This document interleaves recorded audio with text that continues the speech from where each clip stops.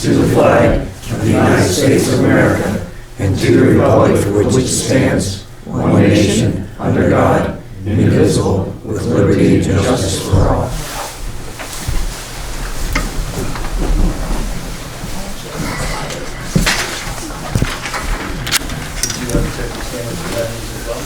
I'm sorry, what? Steve needs a word for himself. Okay. Lots of onions and garlic for dinner. Any public comment?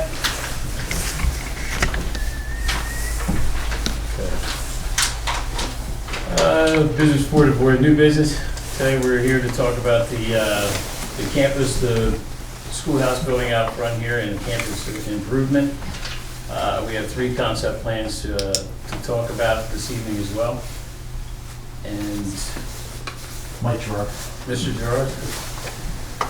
Hi, Mike Gerard, BoS Architects. I think I met most of you before. I met you this morning or this afternoon, so I see old faces, new faces.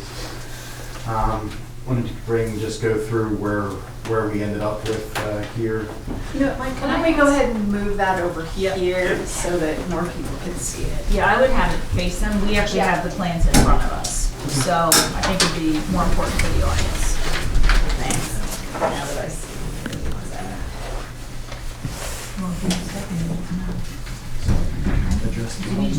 Yeah.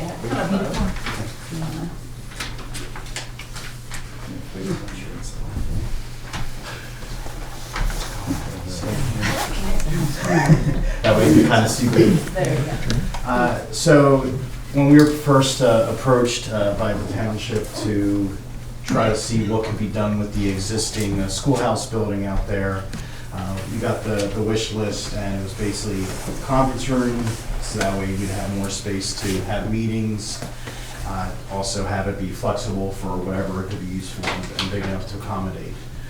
So the first plan we had put together, it had the large meeting room, we had our required accessible bathrooms, a required drinking fountain, reception area, that way people could come in and you're not disrupting the meeting until you're ready to go in.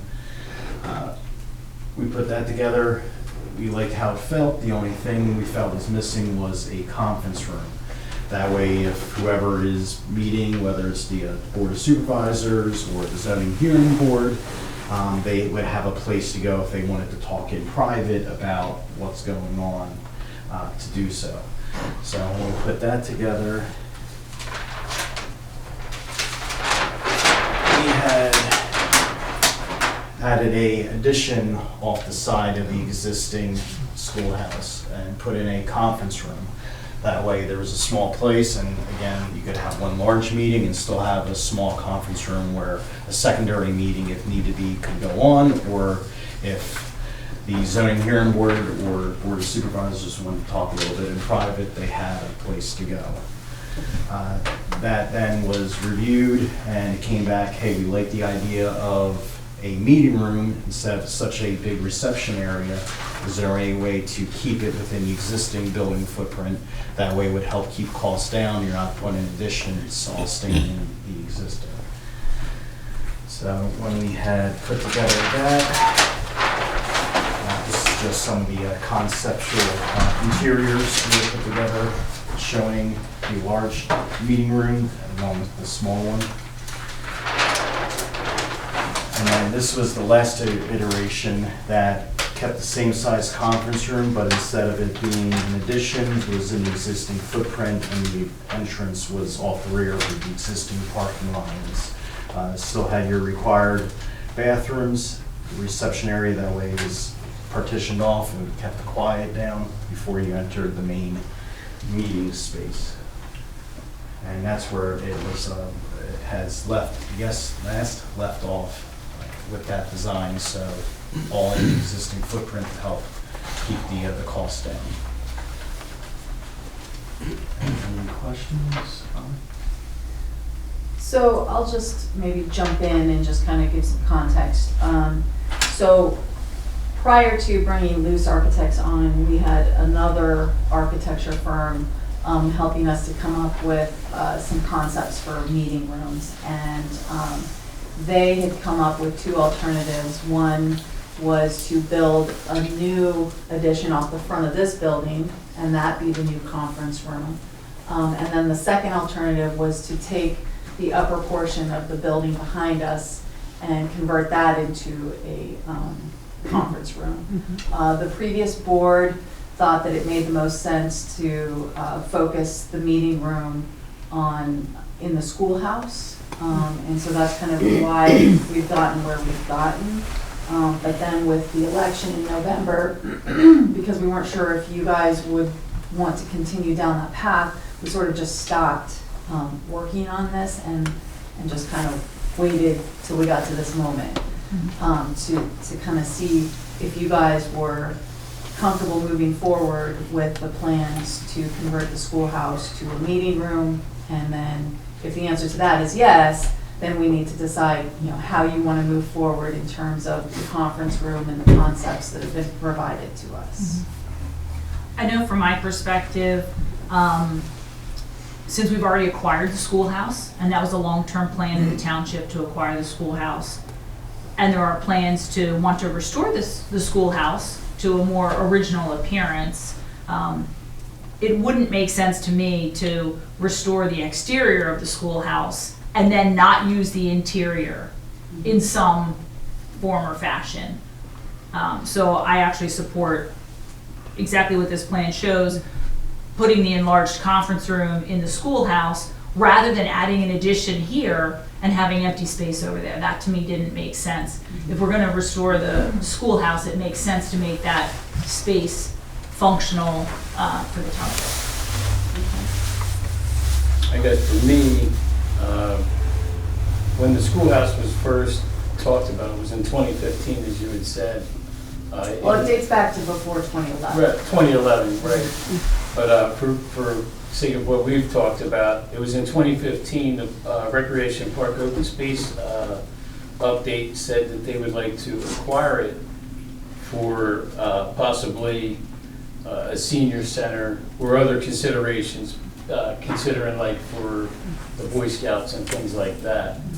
And what I'm concerned with is the expense that we're going to go ahead and put into this building versus what we could have just put into the footprint of this building and maybe not have come across something with such a grade of fiscal debt that's going to come with this here. Do we know what the total cost is going to be if we move forward with continuing down this road? So we did have somebody do sort of a worst case scenario cost estimate that is, I think, around $500,000, which is obviously very high. Part of that was, like I said, a worst case scenario because we don't know everything that's going on until we clear out the inside of that building. So, I think our challenge is we have $381,000 of COVID funds that we have to secure into a contract in this year. So we have just a few months and we have to come up with a project to spend that money or we lose it. We also received a $100,000 grant to help with the cost of restoring this building. So the money is there to use on this building and it's not burdening the taxpayers. Additionally, we have $400,000 set aside in reserve for upgrades to the campus here. So we do have the funds, and we certainly want to be most efficient with our funds. I think our challenge is we can't come up with a larger meeting room and enough space for the services that we need to provide in our existing footprint here. We just haven't figured out a way to make that work without a much bigger investment. So the other alternatives, I think if we were to build out the front and renovate, I think the cost estimate was close to $1.5 million. If we tried to do the space above the back building, I think it might have been even more than that somewhat. So from that standpoint, it's a lot more cost effective and we have funding provided to us that would cover the bulk of it. Right. I think later on, we're gonna discuss some other issues that we need to address here as well for our roads department. And that's a much larger concern for me than the schoolhouse building here. In reading through the schoolhouse, there was some other issues with the septic system needs to be replaced, the wells under Pennsylvania standards, supposed to be at least 4, I think, is what I read there. And it's at 3.4, so we're gonna probably need well out there. I don't think it's just the building itself that needs renovated. I think that worst case scenario is because that is the worst case scenario. In reading it, the structure's compromised, the foundation needs repointing. I think that should have been investigated prior to the purchase of the building. It was. All those reports were obtained before the purchase of the building. Okay, I just don't see how we got here. I understand the other board did it. I just think that, for me, that isn't an investment I want to put forward on anybody. I think I would have to answer to my constituents who would probably ask me, why wouldn't you put that somewhere else where we need it, like the roads and things like that? Well, you can't use the funding for the roads. For the You're not allowed to use the COVID fundings for roads, and you can only use the $100,000 grant on that building. on that building. It was specifically to help offset the cost of renovating that building. Okay, I guess my thought was, I thought that the ARPA funds could be used for anything except tax alleviation.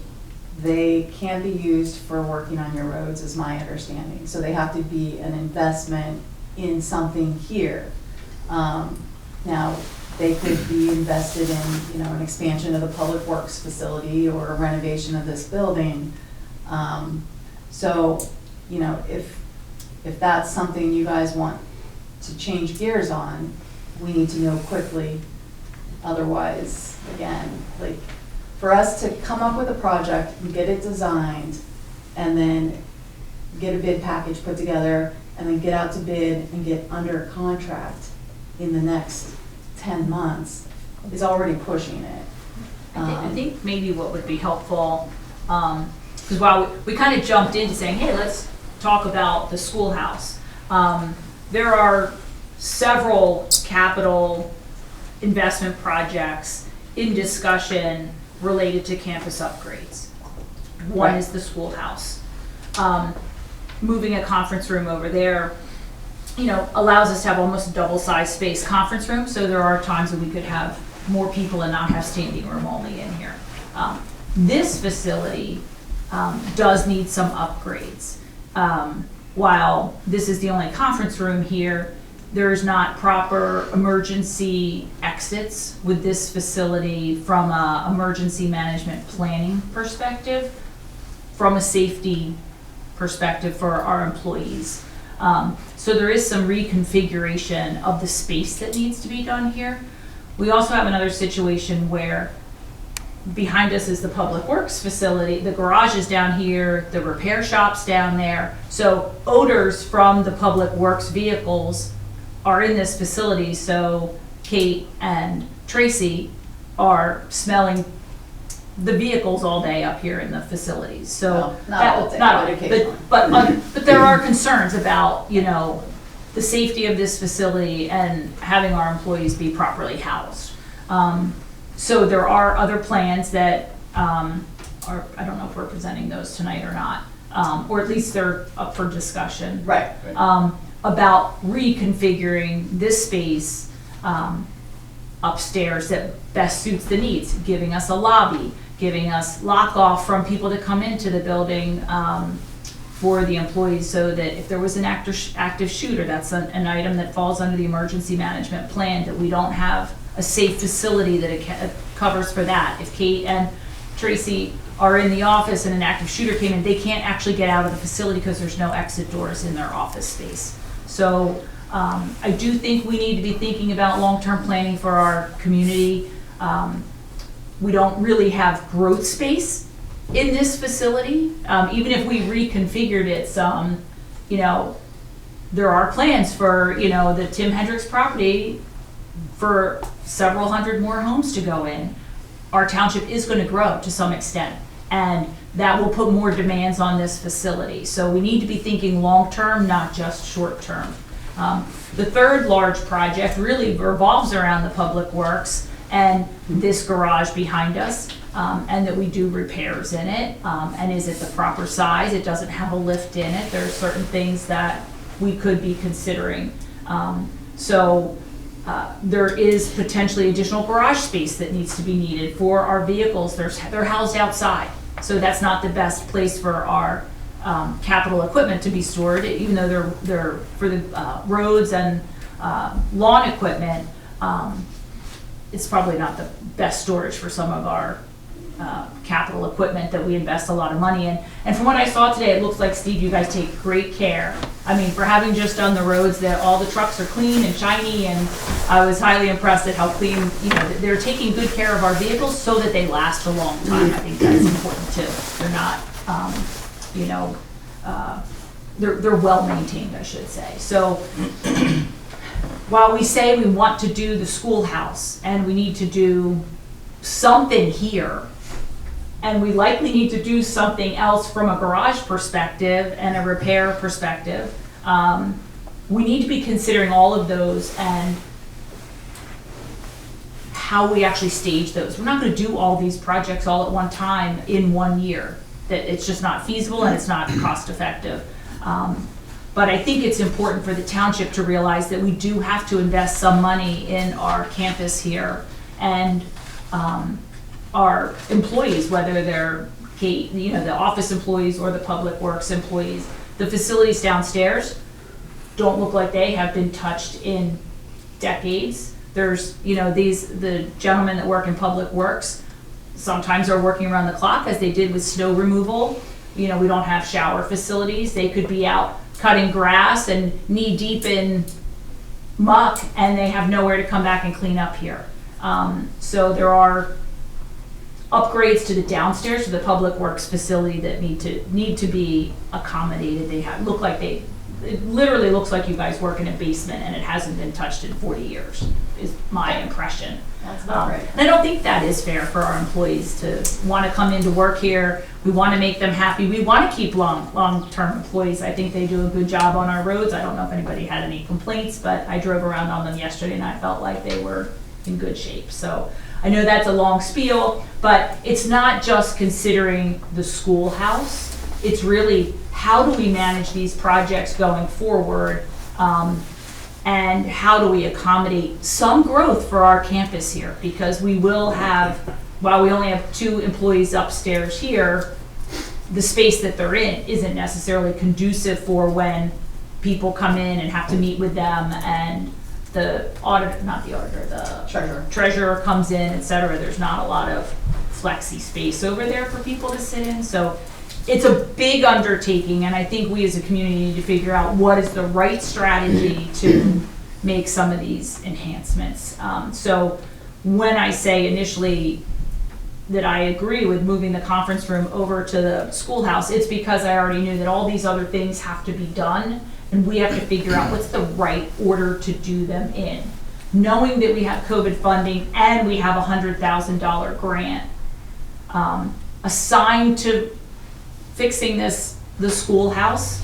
The alternative of not fixing the schoolhouse is that it sits there and looks like that, and what happens to it?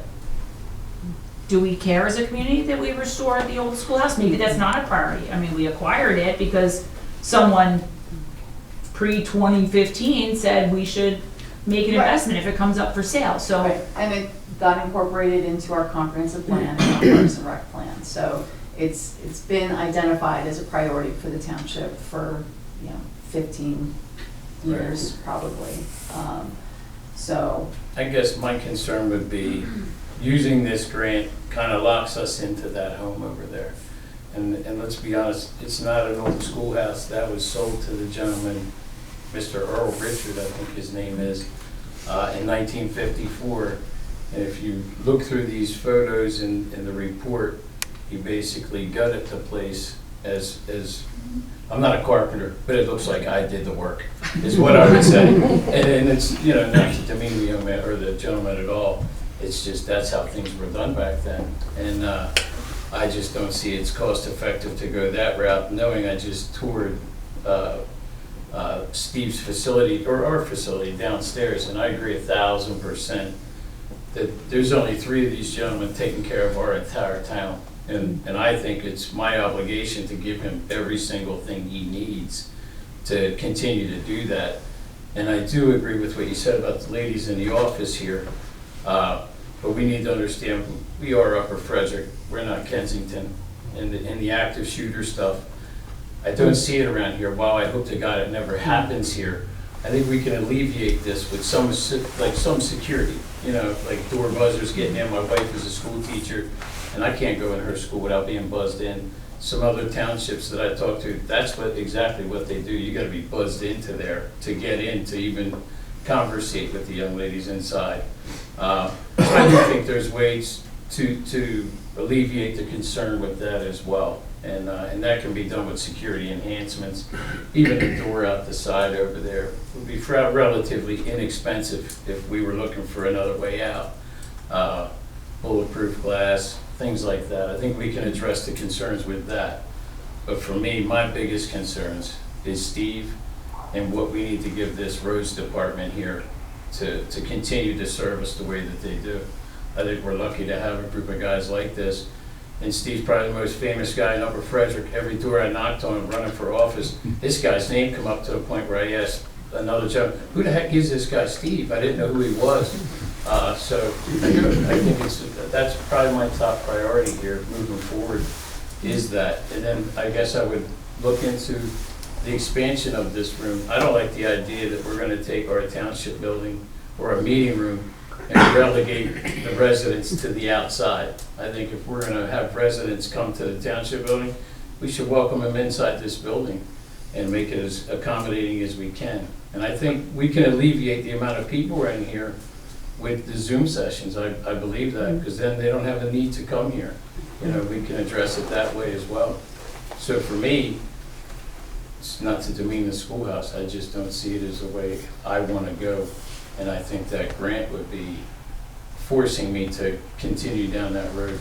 As far as what we could do with it, I would look into reselling it. It's not, to me, a historic. I'm not even sure, is it still considered historic?